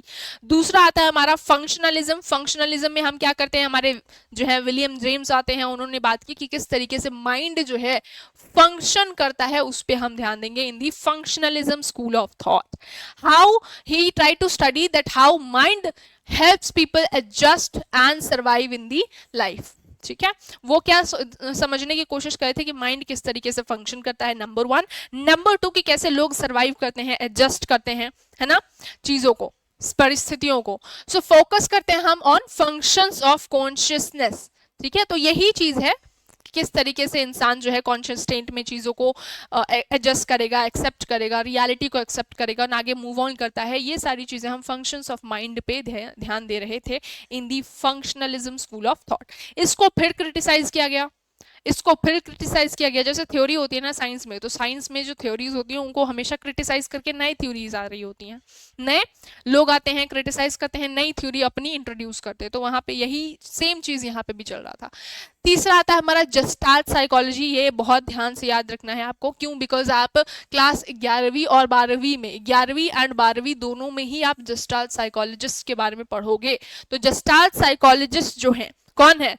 वर्दमीर, कोहलर, कॉफका, ये तीनों जो हैं ये फादर ऑफ हमारे जस्टाल्ट साइकोलॉजी के फादर हैं या फाउंडर कह लो। तो ये हमें क्या बताते हैं? बहुत इंपॉर्टेंट बात बताते हैं। हम क्या हैं? हम ह्यूमन बींग्स जो हैं वो हमेशा होल चीज पे ध्यान देते हैं then that of the parts. यानी कि हम क्या कर रहे होते हैं? हम पार्ट्स पे ध्यान नहीं देते हैं, हम चीजों को होल देख रहे होते हैं, सिचुएशंस को होल देखते हैं, ठीक है, सीरी वाइज नहीं देखते हैं, हम कंप्लीट पिक्चर देखते हैं, not just the separate lines. Perception and organisation of experiences. तो यानी कि हमारे जो एक्सपीरियंस है, परसेप्शन है, थॉट्स है, वो क्या है? पार्ट्स को नहीं ऑब्जर्व करती है, एज अ होल देखती है। जैसे मैं आपको एक वेरी इजी एग्जांपल दूं, मैं ये देखो, अब ये तुम्हारा ब्रेन कैसे देख रहा है इसे? तुम्हारा दिमाग इसे क्या देख रहा है, क्या बता रहा है? ट्रायंगल बता रहा है ना। लेकिन थोड़ा ध्यान से देखो, मैंने यहाँ पे गैप बना रखा है, इसको कनेक्ट अभी नहीं किया है। तो यहाँ पे कुछ पार्ट्स हैं, हो सकता है ये ए बी हो, ये बी सी हो, ये डी हो, ये ई हो, जैसे मैथ्स में होता है, और ये एफ हो। मतलब पार्ट्स हो सकते हैं, पर हम यहाँ पे पार्ट्स को नहीं देख रहे हैं, हम इसे पूरा ट्रायंगल बना रहे हैं। तो हमारा माइंड इसी तरीके से चीजों को ऑब्जर्व करता है, ठीक है। हम कभी कभार होता है ना कि आंखों देखा गलत हो जाता है। क्यों गलत होता है? बिकॉज हम पूरी पिक्चर देख रहे होते हैं, समझने की कोशिश नहीं कर रहे होते कि चीजें हो कैसे रही हैं, प्रैक्टिकली चीजें कैसी हैं। जैसे इसका थोड़ा प्रैक्टिकल एग्जांपल दूं आपके अंडरस्टैंडिंग के लिए, तो हम लोगों को भी अपने हिसाब से देख रहे होते हैं कि ये अच्छा है, ये बुरा है, इसमें अच्छी क्वालिटीज है, इसमें बुरी क्वालिटीज है, ये मेरे लिए अच्छा है, वो मेरे लिए बुरा है। पर लोग एक्चुअल में कैसे हैं? लोग एक्चुअल में कैसे होते हैं मैं बताती हूँ। उनके अंदर कुछ बढ़िया क्वालिटी होंगी, कुछ बुरी क्वालिटी होंगी, है ना। इस तरीके से इंसान बनता है। उनके अंदर हो सकता है किसी के अंदर बुरी क्वालिटी ज्यादा हो, अच्छी कम हो, अच्छी कम हो, अच्छी ज्यादा हो, बुरी कम हो, इस तरीके से डिफरेंशिएट कर सकता है ना। तो पर ऊपरी तौर पे चीजें ऐसे होती हैं, पर हम किस तरीके से ऑब्जर्व करते हैं? हम पूरी पिक्चर कैसे देख रहे होते हैं? अपने हिसाब से देख रहे होते हैं। तो वही चीज है यहाँ पे जस्टाल्ट साइकोलॉजी में आपको यही बताया जाता है कि हम चीजों को होल परसीव करते हैं, अपने परसेप्शन जो है बना रहे होते हैं on the basis of this whole. We do not see the separate lines. हम चीजों को कंप्लीट पिक्चर की तरह देख रहे होते हैं, सेपरेट लाइंस की तरह नहीं देखते हैं। जैसी वो हैं वैसी नहीं देखेंगे, पर हम देखेंगे अपने हिसाब से। जैसे ये मैंने ट्रायंगल बनाया था, है ना, आपके हिसाब से मैंने ट्रायंगल बनाया था, पर वो क्या था? वो एक क्या था? लाइंस था जो कि इनकम्प्लीट था, जुड़े नहीं थे, पर आपके ब्रेन ने किस तरीके से परसीव किया। तो ये जस्टाल्ट साइकोलॉजी आपको बता रही होती है। क्लास 11 में ही आगे के जो हमारे चैप्टर्स होंगे ना, चैप्टर 5 में या 4 में, सेंसरी परसेप्शन एंड अटेंशन वाले चैप्टर में आप इसके बारे में थोड़ा सा और पढ़ोगे। तो इसलिए नाम याद रखना, जस्टाल्ट साइकोलॉजिस्ट का नाम याद रखना है, और जस्टाल्ट साइकोलॉजी के बारे में भी ध्यान रखना है। बिहेवियरिज्म, चलो अब बिहेवियरिज्म का टाइम पीरियड आता है। बिहेवियरिज्म में कौन आते हैं? जॉन वॉटसन आते हैं, एंड स्किनर आते हैं। वो बताते हैं कि भाई हम तो बिहेवियर पे ध्यान देंगे, माइंड को समझने के लिए बिहेवियर पे ध्यान देंगे। तो दे सेड दैट साइकोलॉजी जो है it should study the only observed behaviour. यानी कि साइकोलॉजी में हमें क्या करना चाहिए? ओनली ऑब्जर्व्ड बिहेवियर पे ध्यान देना चाहिए। उन बिहेवियर्स को जिन्हें हम ऑब्जर्व नहीं कर सकते उन्हें हमें नहीं कंसिडर करना चाहिए। क्लियर? तो यहाँ पे हम फोकस करते हैं स्टिमुलस और रिस्पॉन्स के। स्टिमुलस आएगा, उसके बेसिस पे आप रिस्पॉन्स करते हो। डोरबेल बजेगी, आप दरवाजा खोलोगे, ठीक है। तो ये क्या है? ये स्टिमुलस और रिस्पॉन्स है। बच्चा अगर पढ़ाई नहीं करेगा तो वो पिटाई खाएगा, है ना। तो पिटाई खाएगा, उसके बाद पढ़ाई करने बैठेगा। तो ये स्टिमुलस और रिस्पॉन्स का भी जो है यहाँ पे रिलेशन हो रहा होता है in your behaviourism. Teacher praise करेगी, स्टूडेंट जो है वो और ज्यादा मेहनत करेगा। तो टीचर का जो प्रेज है ये हो गया स्टिमुलस, और रिस्पॉन्स क्या हो गया कि भाई बच्चा पढ़ेगा, मेहनत करेगा, ठीक है। ये चीज है। सो फोकस, हम यहाँ पे सिर्फ विजिबल बिहेवियर पे फोकस करते हैं, नॉट दी हिडन थॉट्स। ये चीज आती है यहाँ पे। नेक्स्ट है हमारे साइको एनालिसिस, जो कि सिगमंड फ्रूड ने दिया था। वेरी वेरी इंपॉर्टेंट, ये आप 12वीं में डिटेल में पढ़ने वाले हो सिगमंड फ्रूड के बारे में। नाम याद रखना है, ठीक है। वंस अगेन सभी स्कूल के थॉट्स को याद रखना है। आपको हो सकता है शॉर्ट में पूछा जाए, किसी पर्टिकुलर स्कूल ऑफ थॉट्स के बारे में डिटेल पूछ ले, या फिर आपको पूरे ही स्कूल ऑफ थॉट्स के बारे में, इवोल्यूशन ऑफ साइकोलॉजी के बारे में पूछा जाएगा, तो फिर आपको सभी कुछ मेंशन करना है, तो ध्यान रखिएगा यहाँ पे, ठीक है। साइको एनालिसिस जो कि सिगमंड फ्रॉइड ने दिया था, इन्होंने किस पे फोकस किया, इन्होंने भी माइंड को ही समझने की कोशिश की। कौन से माइंड को? हमारे अनकॉन्शियस माइंड को समझने की कोशिश की। ये बताते हैं कि भाई हमने बचपन में जो फील किया होता है, जो महसूस किया होता है, तो हमारे जो बचपन है, हमारे जो चाइल्डहुड एक्सपीरियंसेस होते हैं, वो हमारे प्रेजेंट को और हमारे through out the life behaviour को इम्पैक्ट करते हैं। बचपन में अगर हमारी जिंदगी बहुत हार्ड रही है ना, तो थ्रू आउट द लाइफ हमारी चीजें, हमारे लिए जो लोगों को हैंडल करना हुआ वो अलग होगा, परसेप्शन हमारी अलग होगी औरों से, तो ये चीजें होती हैं, डिस्टिंक्शंस होता है। तो मतलब ही बिलीव दैट हिडन डिजायर्स, हमारे एक हिडन डिजायर्स भी होते हैं और हमारे कुछ चाइल्डहुड एक्सपीरियंसेस होते हैं, वो हमारे प्रेजेंट के बिहेवियर को शेप करते हैं।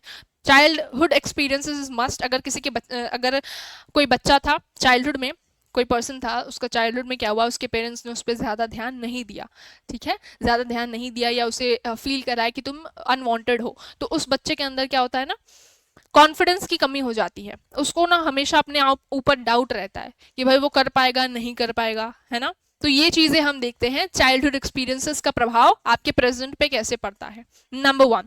नंबर 2, कुछ हमारे अनकॉन्शियस डिजायर्स होते हैं जो हमारे बिहेवियर को शेप कर रहे होते हैं। कुछ ना कुछ आपके अनकॉन्शियस डिजायर्स में चलते हैं और वो आपसे कुछ चीजें करवाते हैं जो आप नहीं जानते पर हो रही है ना। तो ये चीज यहाँ पे सिगमंड फ्रॉइड पढ़ने की कोशिश कर रहे थे, वो समझने की कोशिश कर रहे थे फियर के बारे में, एंजाइटी, इमोशनल प्रॉब्लम्स जो होती हैं इंसान को, वो कैसे हो रही होती है, कहाँ से हो रही होती है, किस तरीके से होती है, ठीक है।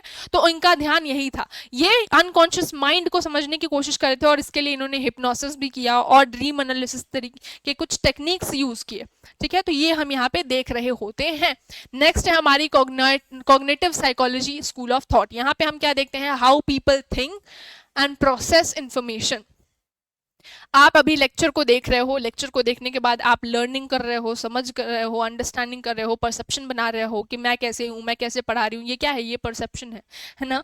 फिर so memory, attention, perception, intelligence, problem solving, ये क्या है, ये आपके दिमाग में अभी चल रहा है ना। तो ये क्या है, ये है आपके कॉग्निटिव साइकोलॉजी का एग्जांपल। Cognitive psychology is nothing but mainly about कि आप क्या कर रहे हो, process of learning, how you are learning, understanding, perceiving, thinking, problem solving, decision making, ये सारी चीजें आपके कॉग्निटिव साइकोलॉजी के ब्रांच में आती हैं। So mind is compared to a computer over here. जैसे कंप्यूटर में क्या होता है, कंप्यूटर में क्या हो रहा है, इन्फॉर्मेशन प्रोसेसिंग चल रही होती है, वैसे इंसान भी इन्फॉर्मेशन प्रोसेसिंग कर रहा होता है। बाहर से इन्फॉर्मेशन आएगा, उसको वो देखेगा, फिर सुनेगा, फिर समझेगा, फिर क्या करेगा, परसेप्शन बनाएगा। तो इस तरीके से कंपैरिजन भी किया गया है। अब हम समझते हैं, यहाँ तक समझ में आया, क्लियर हुआ कि किस तरीके से एवोल्यूशन होता है हमारे साइकोलॉजी का, वेस्ट से ही, जर्मनी से, और कैसे different different school of thoughts आते हैं, अलग अलग थिंकर्स अपने स्कूल्स लेकर आते हैं और अपनी बातें रखते हैं, है ना।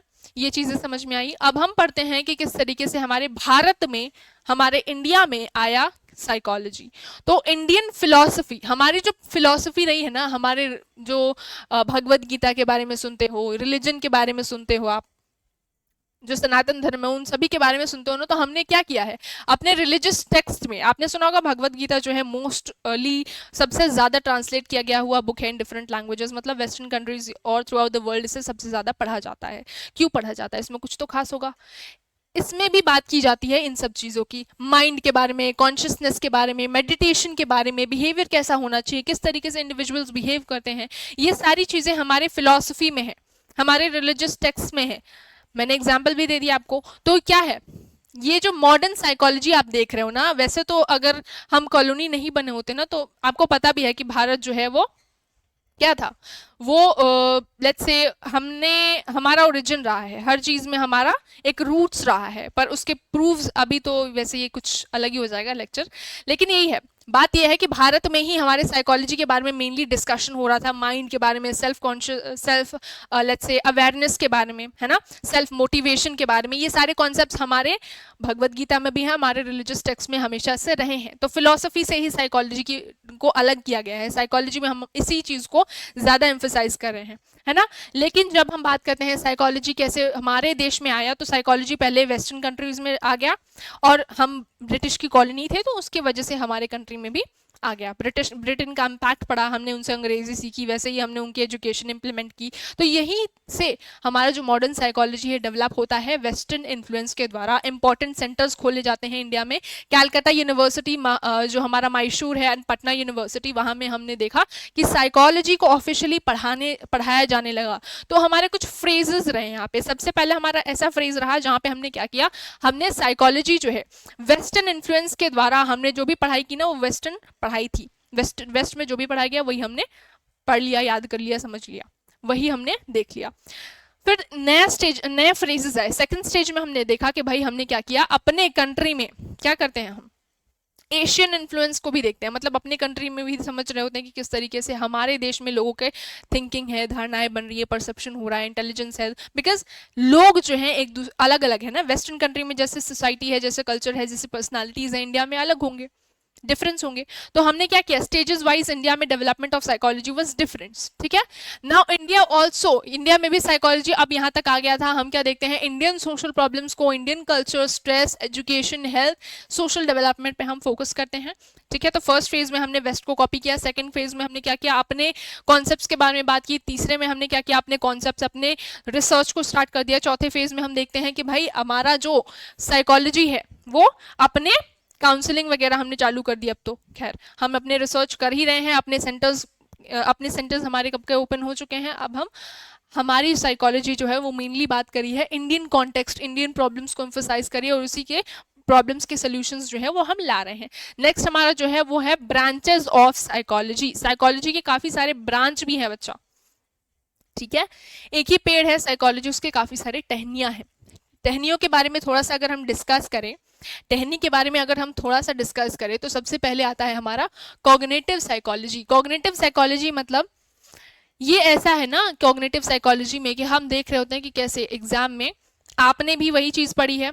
आप देखो इस लेक्चर को बहुत सारे बच्चे देखेंगे, आप किसी अलग तरीके से समझोगे, कुछ अपने हिसाब से कनेक्ट करोगे, परसेप्शन बनाओगे, धारणाएं बनाओगे, और दूसरा पर्सन है वो अपने हिसाब से। हो सकता है कि इस वीडियो को देखने के बाद बहुत सारे बच्चे हो जिनका कॉन्सेप्ट बिल्कुल क्रिस्टल क्लियर हो जाए, तो कुछ बच्चे होंगे जिनका क्या होगा, जिनको अभी भी कंफ्यूजन रह जाएगा कुछ टॉपिक्स में, कुछ डाउट्स में। अब कंफ्यूजन होना गलत नहीं है, डाउट्स होना गलत नहीं होता है ना। उसका मतलब यह है कि आप समझने की कोशिश में लगे हुए हो। तो ये क्या है, ये चीजें हो रही होती है। तो कॉग्निटिव साइकोलॉजी में क्या होता है, आपका थिंकिंग दूसरे के थिंकिंग से कैसे डिफरेंट है, आपकी अंडरस्टैंडिंग उसके थिंकिंग से कैसे उसके अंडरस्टैंडिंग से कैसे अलग है, ये चीज हम यहाँ पे समझ रहे होते हैं। नेक्स्ट हमारा है बायोलॉजिकल साइकोलॉजी।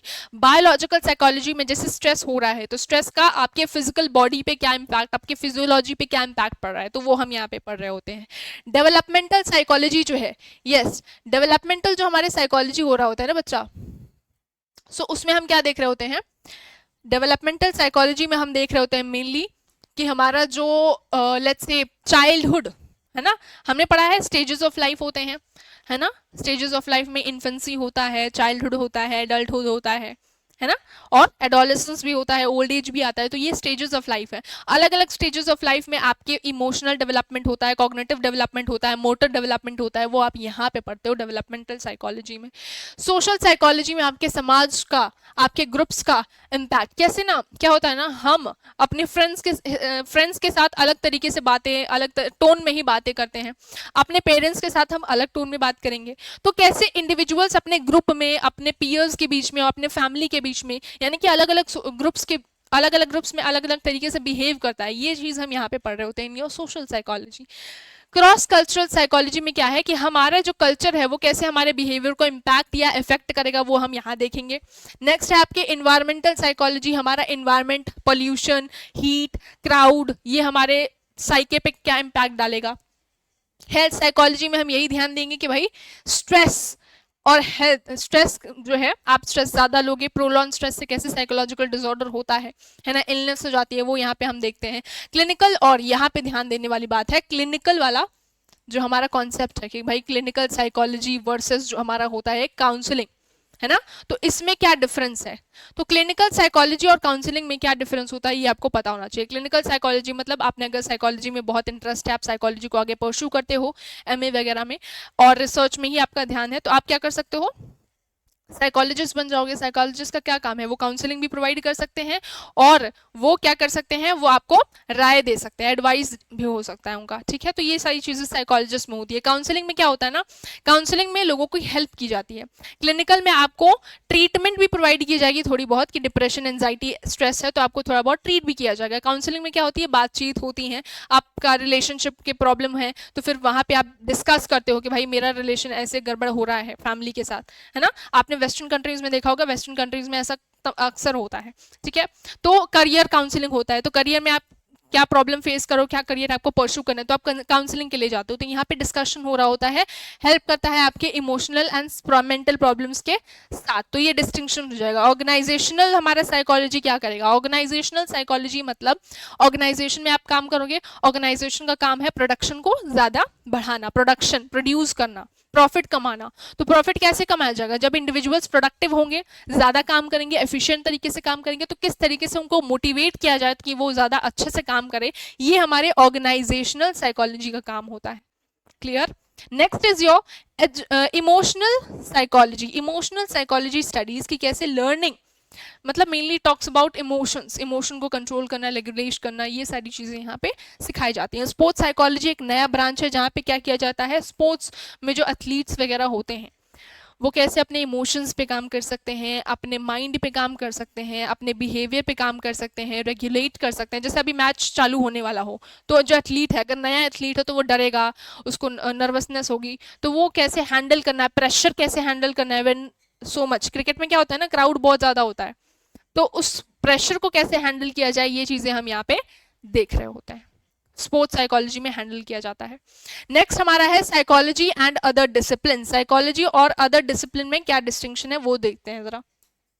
और भी डिसिप्लिन है हमारे, है ना, इकोनॉमिक्स है, लेट्स से सोशियोलॉजी है, साइकोलॉजी है, तो इनमें डिफरेंस क्या आ जाता है ये हम समझेंगे। Psychology is connected with many other discipline, ये आपको पता होना चाहिए, क्योंकि हमारा ह्यूमन बिहेवियर जो है ना उसमें बहुत सी चीजें आती हैं। हमारा जो ह्यूमन बिहेवियर है वो हमारे सोसाइटी से इम्पैक्ट होता है ना, और हमारा जो मेंटल कंडीशन है उससे लेट्स से साइकोलॉजिकल डिसऑर्डर हो जाते हैं, मतलब हेल्थ साइकोलॉजी यहाँ पे रिलेटेड है ना, यानी कि मेडिसिन यहाँ पे इंटर रिलेटेड है। तो मतलब काफी सारे फील्ड से हमारा जो साइकोलॉजी है वो कनेक्टेड है और काम चलता है। थोड़ा सा एग्जाम्पल समझेंगे। सबसे पहले हमारा आता है फिलोसफी। मैंने आपको बताया था फिलोसफी जो है उसमें बात पहले से ही हो रही थी कि माइंड कैसे वर्क करता है, ह्यूमन का नेचर कैसा होना चाहिए, और how do we know about things. Many things are there that we know about already. If you will try to understand or work upon that, you know many things about क्या करना है क्या नहीं करना है। अगर आप लेट्स से वीडियो गेम खेल रहे हो तो आपको पता है कि वीडियो गेम खेलना चाहिए अभी कि नहीं खेलना चाहिए, जब आपका एग्जाम एक हफ्ते बाद है तो आपको खुद बुद्धि होती है ना। तो फिलोसफी में ये चीज है, फिलोसफी पहले आई और वो इन सभी पे क्वेश्चन पहले से ही उठा रही थी, लेकिन हम बाद में क्या देखते हैं, साइकोलॉजी को, और साइकोलॉजी को इससे अलग किया जाता है। साइकोलॉजी में अभी मॉडर्न टाइम्स में हम क्या बात कर रहे हैं, फिलोसॉफिकल आइडियाज के बारे में ही बात कर रहे हैं और ह्यूमन की डिग्निटी, ह्यूमन की लाइफ को ज्यादा बेटर बनाने की कोशिश कर रहे हैं विद दी साइकोलॉजी।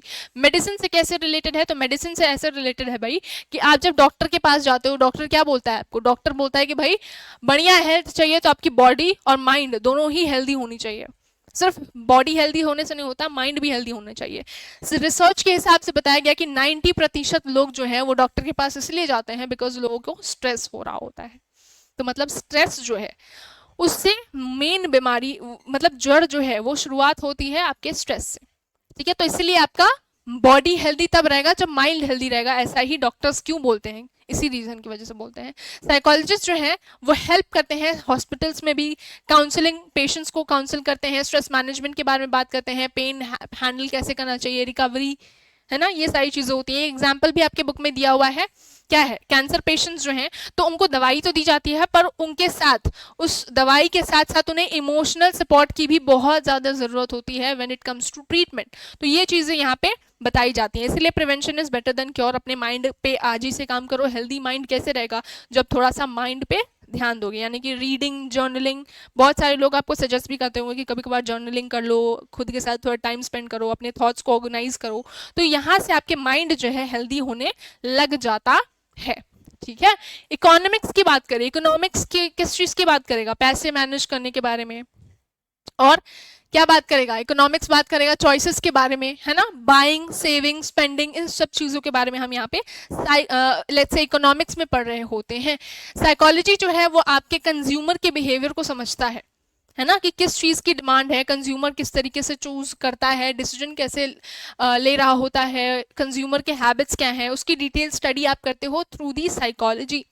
ठीक है, through the psychology. Financial choices आप यहाँ पे साइकोलॉजी में पढ़ रहे होते हो, and this is how psychology will help your economics to understand about people. Example दिया हुआ है, क्या एग्जाम्पल दिया हुआ है कि भाई जब लोग जो है अननेसेसरी चीज क्यों खरीद लेते हैं, जब सेल चल रहा होता है ना तो लोग को जो चीज नहीं भी चाहिए होती है वो भी वो खरीद लेते हैं, क्यों खरीदते हैं, ये यहाँ पे हम समझने की कोशिश करते हैं।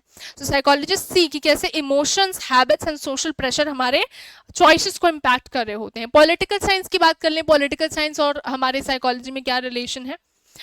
साइकोलॉजी माइंड, पर्सनालिटी को बिल्डअप करना, ये सारी चीजें आपने सुनी होगी।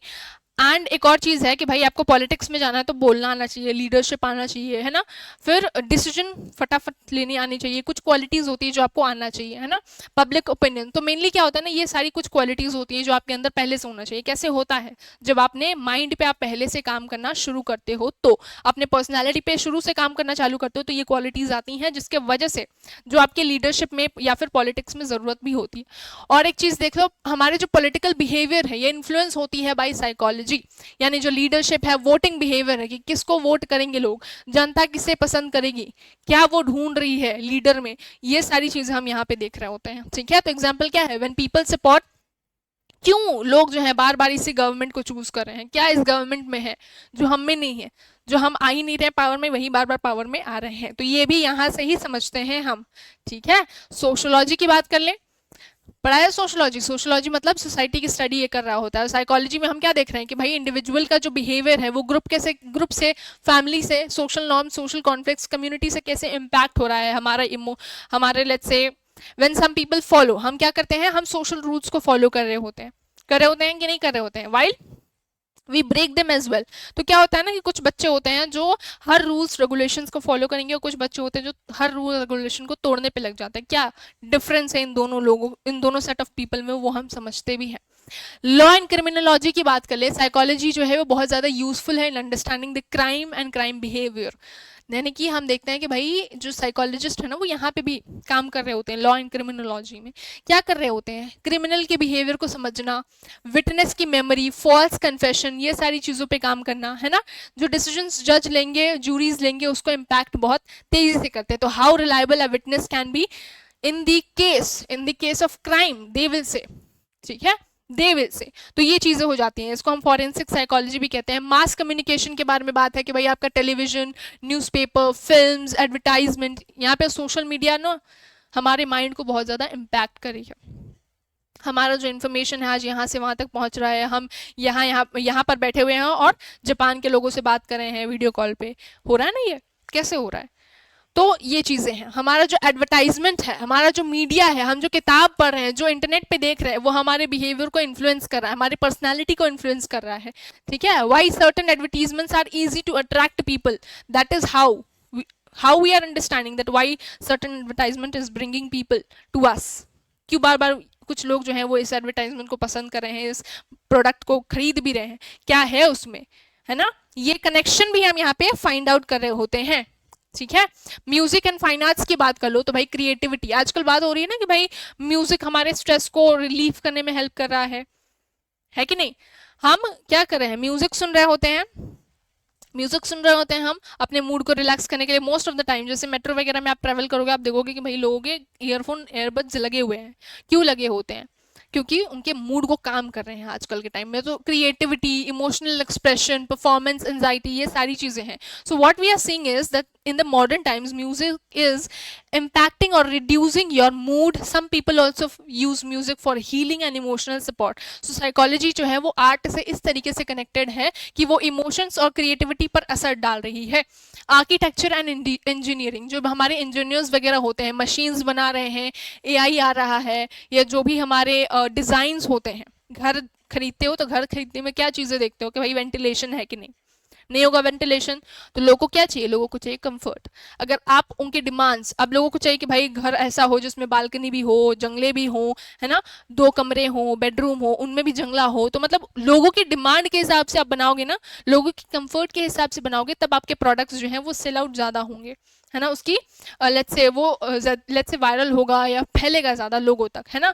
सो why classroom should have proper light and fresh air for better learning, this improves both comfort and efficiency. तो साइकोलॉजी हेल्प करता है इन्हें आर्किटेक्ट्स को to understand the needs and desires of people and the comfort of people, so that they will help, they will use those understanding and they will work to improve our life. अब psychology और हमारे day to day life में क्या impact है ये थोड़ा सा समझ लेते हैं, क्योंकि दिस इज वेरी इंपॉर्टेंट, ठीक है। और लास्ट टॉपिक है हमारा, साइकोलॉजी हमारे डे टू डे लाइफ में कैसे इंपॉर्टेंट है, क्या इंपॉर्टेंस है हमारे माइंड को हेल्दी रखने की, वो थोड़ा सा समझते हैं। हमारे पर्सनल लाइफ, अगर आप साइकोलॉजी पे ध्यान दो, यानी कि अपने माइंड पे ध्यान दो, मैंने बोला ना जर्नलिंग कर सकते हो, थोड़ा अपने साथ टाइम स्पेंड करना बिना मोबाइल और डिजिटल मीडिया के, तो इससे क्या होता है ना, आप क्या कर सकते हो, अपने आप को समझ सकते हो, अपने फीलिंग्स को समझोगे, अपने स्ट्रेस को समझोगे, अपने इमोशंस को समझोगे, और उसके जैसे हो सकता है कि आपको गुस्सा बहुत ज़्यादा आता हो, तो कैसे उसको कंट्रोल किया जा सकता है वो आप ही तो बताओगे ना, क्योंकि आपके हिसाब से आप काम करोगे।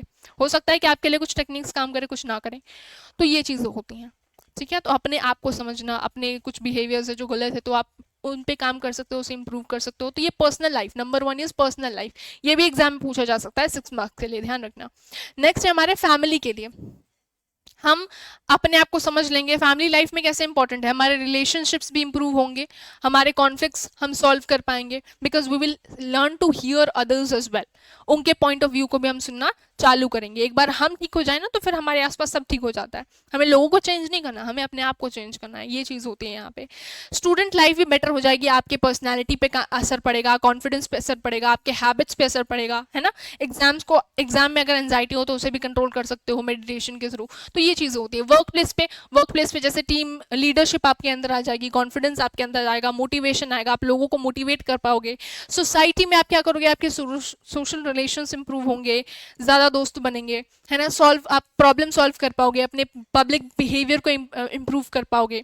सो psychology will help you to have a balanced and proper and successful life, that is what we do over here. So final conclusion क्या है हमारा, कि साइकोलॉजी सिर्फ माइंड रीडिंग ही नहीं करता, पर ये साइंटिफिकली स्टडी करता है हमारे माइंड को, हमारे बिहेवियर को, हमारे एक्सपीरियंसेस को, और इट ऑल्सो हेल्प्स, यह ऑल्सो हेल्प कर रहा होता है हमें अपने आप को समझने में, दूसरों को समझने में, हमारे रिलेशंस को इंप्रूव करने में, हमारे प्रॉब्लम, रियल लाइफ प्रॉब्लम को सॉल्व करने में, सोसाइटी में क्या करना, सोसाइटी को इंप्रूव करने में। So that is the reason why psychology is very very important for our everyday life. यहाँ तक क्लियर है। सो आई वांट नाउ, अगर आपने अभी तक देखा है तो I want everyone to write in the comment section your homeworks. मैंने आपको होमवर्क दिया था, उस होमवर्क को लिखोगे आप, और साथ में आप ये भी बताओगे who is the father of psychology, लिखोगे कमेंट सेक्शन में फटाफट से।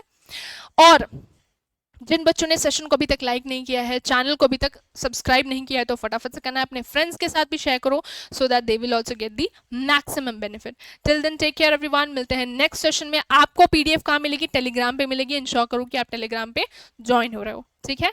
Take care everyone, bye. Comments में अपने आंसर्स लिखना मत भूलना।